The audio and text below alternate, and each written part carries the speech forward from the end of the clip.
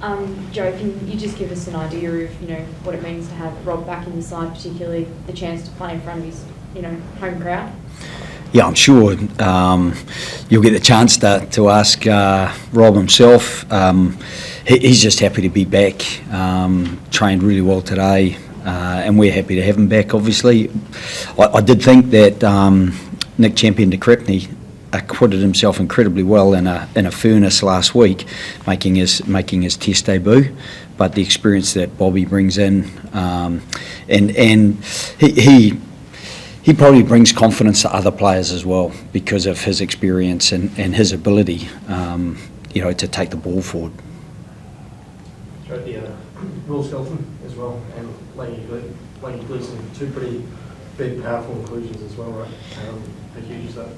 Yeah, it's great. And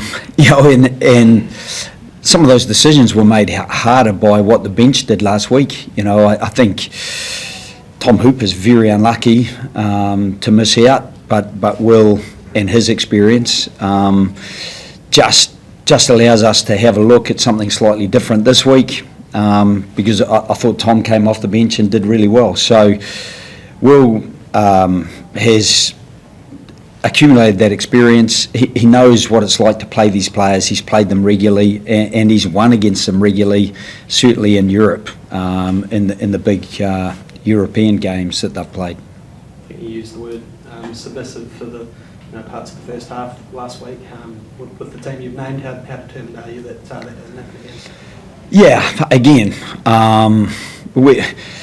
we didn't have the intention last week, and we don't have the intention this week of being submissive. I just think that they played on the edge really well. They got in amongst us, sometimes just beside us, which made it very hard to play. And we're hopeful that we will be able to take that to them this week and keep them on the back foot a little bit more. But there's a lot of work that goes into doing that, and we've got to make sure that we create clear pictures and that we initiate that momentum. One of the things last week we didn't quite get some of the line-out platforms that we used to, and you can initiate a little bit of momentum from those, and when we didn't get that, we were a little bit static, and then it's very hard to reignite that momentum if you don't get it initially. Not quite the street smart enough with the line seizing on, the refereeing allowing pretty borderline stuff with offside and around the ruck, and you need to adapt quicker. Look, it is what it is, and that's an adjustment that experience gives you. You can adjust in game. I don't think we're naive by any means, but we're learning. And last week was a fantastic learning opportunity for a 10 who's having his first Test start, and a guy who's making his Test debut. Those guys, and even for some of the new guys, the guys like Joseph-aukuso and Max Jorgensen, Harry Potter, amongst them, they might have 10 caps between them. So for those guys, every time they get to go out against such a strong opposition, I think it's a fantastic opportunity for them to get a bit of growth, and also just to equip themselves and grow their own self-belief that they can compete at that level. Would you like to see your team be a bit more aggressive, like I guess the First Nations Pacifica team kind of showed, I guess, what you can do when you're a bit more combative? Did you feel like your team was a bit nice, I suppose? Yeah, we don't want to be nice, and we don't want to be submissive. I think one of the risks, I thought the First Nations Pacifica team did a fantastic job, but after 31 minutes, they've conceded 13 line breaks. If we do that in a Test match, we could be a lot further behind than the FNP team were on Tuesday evening. So we've got to make sure we get the balance right, that some of that aggressive line speed that they brought, we've got to bring that, but we've also got to make sure that it's connected, because when you leak like that and they can play in behind you, then it's very hard to get back in front of them. So 13 line breaks to 2 after 30 minutes, we can't afford to have that stat.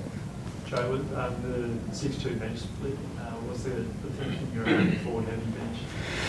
It's not forward heavy, it's replacements for guys who are coming back from injury. We know that we've got Will Skelton, Bobby Valentini and Langy Gleeson all coming back from injury. So we're just trying to cover that as best we can, and we feel like we can cover the backs with some versatility amongst the guys that we've got there. And we mixed it up a little bit at training today. Now, again, it's very difficult because we've had 3 or 4 weeks together after a 7-month hiatus, so it's very difficult to suddenly factor a whole lot of changes in. So it's not something that we would have done by design, but to get some of those players back in and to give ourselves the security of like-for-like players to come off the bench or positional coverage off the bench, we just felt that was probably the best balance that we could get. Joe, there's not many players in the world who are physical size as well. Just what does that add other than the obvious stuff? Sorry.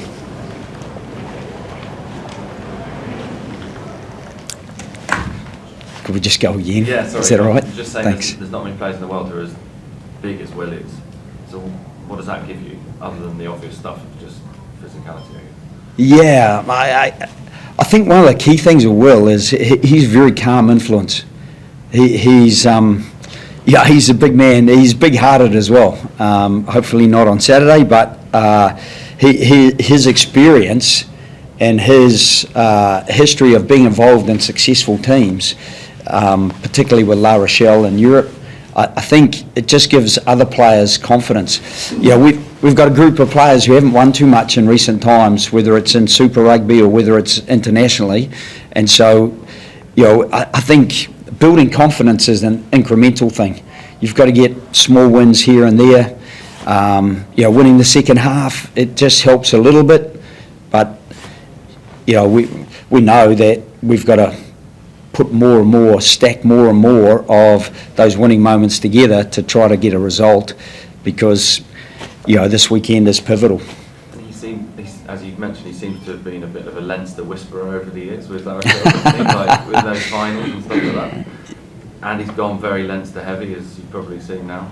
Yep. Is that an element too, that he might have to woodwork some of those lads? I'm not so sure. I thought in some of those finals you had some other guys who were pretty useful. Botia in one of those finals was an absolute freak, I thought. Hastoy kicked so well. There were a number of players, Siatini, that played really well. So I think Will, the first thing he'd do is put his hand up and say, I was part of a connected group, and he was certainly a big part of it, because he's a big human, but I just think he brings a confidence and a calmness to the group. And just on this week as a whole, does it feel do or die? Like you have to win to keep the series alive, don't you? But you're talking a lot about learnings and developing for a future. Is it all on this week, or are you kind of looking at a bigger picture? Like, how can you... Wow. We're incredibly short-term focused. We just want to win. We just want to train well today. And then we want a really good captain's run, and then we want to stack enough good moments to be right in the game next week, this weekend. So, next week we can't control. So all we can do is stay short-term focused. And we've got a long-term plan, But somewhere along that, you can't suddenly say that you're going to have an experienced 10.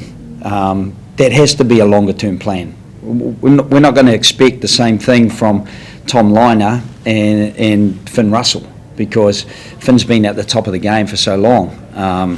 So those are some of the things that we don't necessarily balance off against the opposition. We've just got to stay focused on ourselves and our growth, and try to accelerate it as best we can, because we don't really control anything else other than our preparation and then how we build our confidence to perform.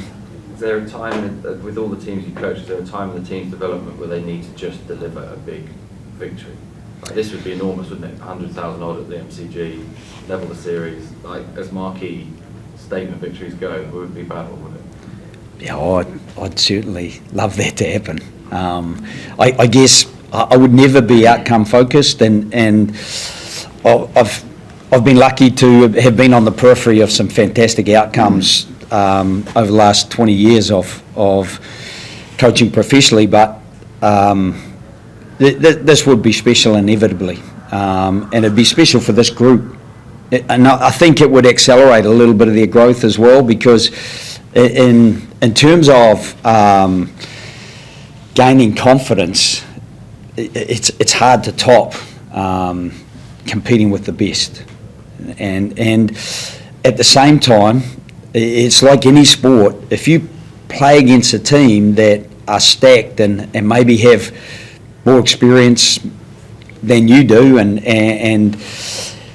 have a richness of talent across the board, then that's how you start to extend your own performance. And I'd love to see some of the players really extend their own performances. And I honestly felt we saw a little bit of it particularly in that second half last Saturday. But I also am a realist. I know that last Saturday will count for nothing at kickoff, and those last 25 minutes, we won't get to live those again. We've got to be able to create those again.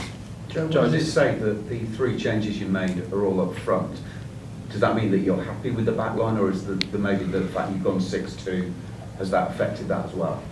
Yeah, I think it's a bit of both of those things, and probably we had a couple of guys who were in doubt in the back line. I think there's a few guys who were a little bit unlucky. Dylan Peach was playing really well for us last November and got injured against England, and he came back. He missed the back end of the Force season, got back in and played that game against the Lions, played very well, I thought.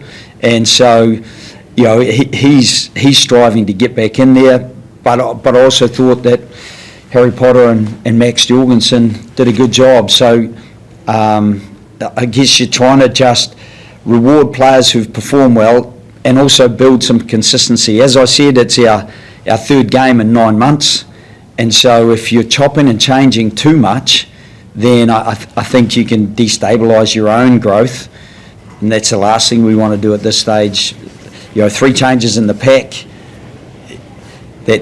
that's significant enough without a whole lot of other changes.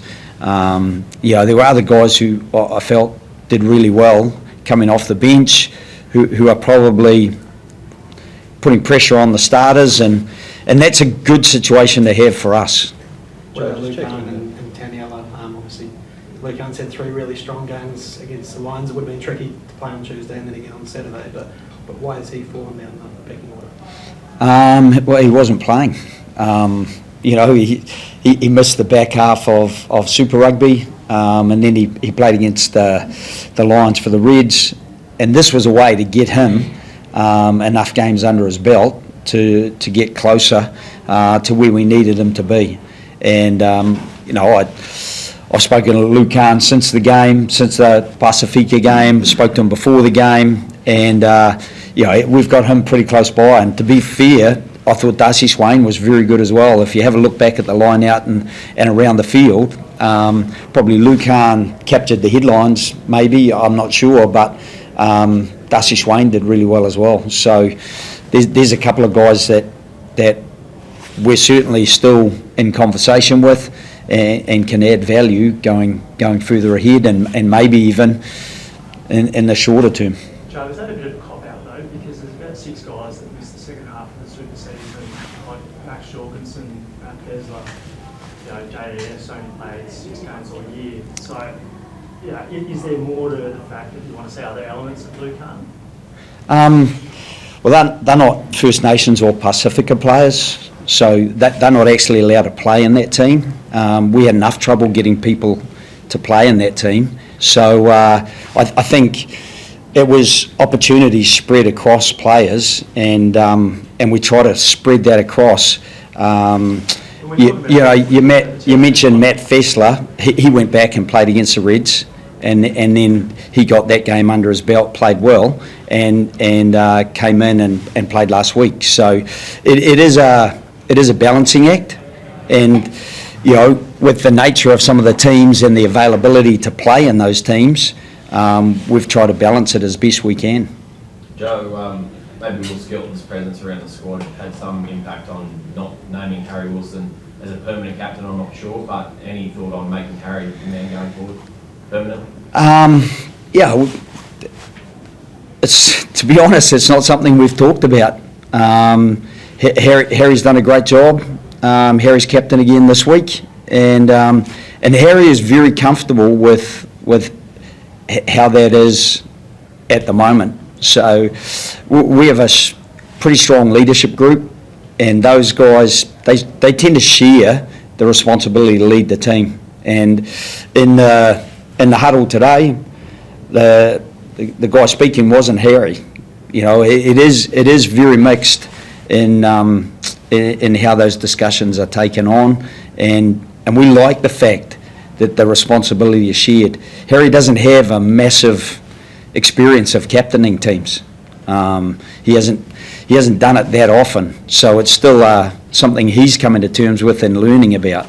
Joe, just checking that Rob Valentini has trained all week and he's 100%. Can you give us an insight into his training week? Yeah, as I said, he trained really well this week. Trained really well on Tuesday, and we only trained Tuesday, Thursday really. We did a light sort of movement and organisational session on Monday, but nothing that would be strenuous at all. So really getting through Tuesday and Thursday was really important for Rob. But Rob did elements of last week's training as well, and so it was just making sure that he was ready for a full training week, which he completed this week. What did you make of the Lions team? Yeah, I got a glance at it on the way in. There's a couple of changes, but it's pretty consistent. I saw that Bundy was in at 12 ahead of Sione, but the back line was pretty similar. The forward pack, Andrew Porter in for Alice Genge, and Joe McCarthy, I think he sustained a foot injury. I spoke to Joe briefly after the game, and Ollie Chesham has come in there. As I say, I only got a glance at it, so I'm not sure of all the changes, but a lot of consistency in their selection, I thought. Owen Farrell's in on the bench. What could he potentially bring? Sorry? Owen Farrell? Yeah, again, he looked like he was directing a lot of the traffic on Tuesday. I'm not sure. I was an observer like everyone else, but he certainly appeared to be demonstrating those leadership skills, that ability to help other players see the game and adapt to what's required. And so I think his ability to bring experience off the bench and a cool head, plus he's probably quite versatile, and where you can put him as far as 10 or 12 is concerned, he's pretty comfortable in either of those positions. And it looked on Tuesday as if Marcus Smith got picked up maybe a knock, and so Owen coming in there after Finn Smith played a big innings on Tuesday is probably not a massive surprise. I know that you'll have your captain's run tomorrow, but have you had a chance to have a look at the MCG? I mean, the pitch looks so small on the ground. It's a long way away from the fans. Yeah, I was coaching with the All Blacks there a few years ago, so I've had the experience of coaching there before against the Wallabies, but I certainly appreciate the size of the stadium and that the pitch does look a little way away, but it wasn't that different from Marvel, where you look at the size of the pitch that the AFL players play on. It's a very big pitch. No wonder they have rolling subs and get plenty of time to go on and off. We're not afforded that luxury for our players, so they're just going to have to muscle up and keep going. And just on your Last subs, two, please. realistically, how much game time are you hoping to get out of Valentini on Saturday? Yeah, he tends to play full games for us, but I doubt whether that's going to be the case. If you have a look at his history last year, and he's been incredibly resilient. I think He's missed very few Test matches since he made his debut, and he's one of those players who finds a bit in reserve. So it will be very much we'll get to half time. We'll have a look how he's travelling, and then during that second half, just again see how he's travelling. We feel like with 2 loose forwards on the bench that we've got some cover there for him. So we'll be keen not to run the tank empty completely, because we feel we've got some good support to come off the bench. So we now swap to European referees for Test 2 and 3. How does that change things? It doesn't probably change it too much, because it's the same team of 3 or team of 5, or and for us, we just have to adapt to what they allow, and